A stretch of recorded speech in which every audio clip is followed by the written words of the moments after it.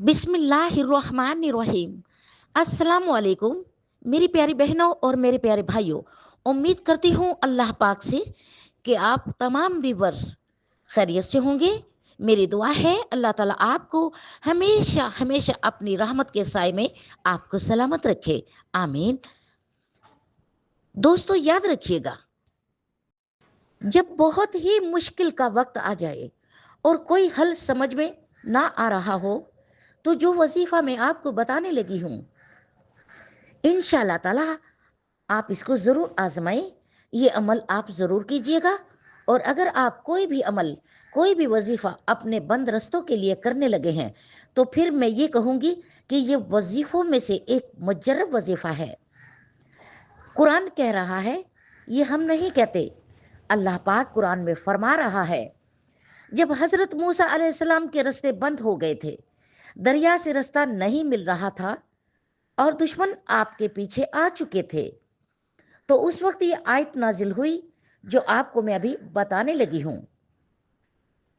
ये बहुत ही मुख्तसर आयत है, सिर्फ और सिर्फ 4 लफ्ज हैं। आयत में आपको बताने लगी हूँ, ज़रा गौर फरमाइएगा। इन्ना मैया रब्बी सहादीन, इन्ना मैया रब्बी सहादीन, बेशक मेरे साथ मेरा रब है, वो मुझे रास्ता ज़रूर दिखाएगा।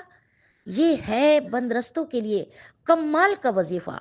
ये इतना ताकतवर वजीफ़ा है कि जैसे ही मूसा अलैहिस्सलाम ने दरिया में असा मारा और दरमियान में आपके लिए फौरन रास्ता बन गया, और जब आप गुजर गए, निकल गए, तो फौरन दरिया का पानी जमा हो गया और रास्ता बंद हो गया।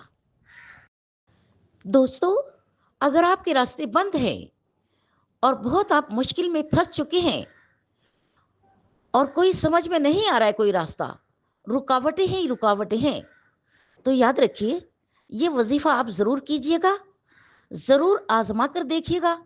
इंशाअल्लाह ताला आपके तमाम बंद रास्ते खुल जाएंगे। मेरी प्यारी बहनों और भाइयों, दुआ में याद रखिएगा और अपना भी ख्याल रखिएगा। शाज़िया नज़र को इजाज़त दीजिए। अल्लाह हाफिज़।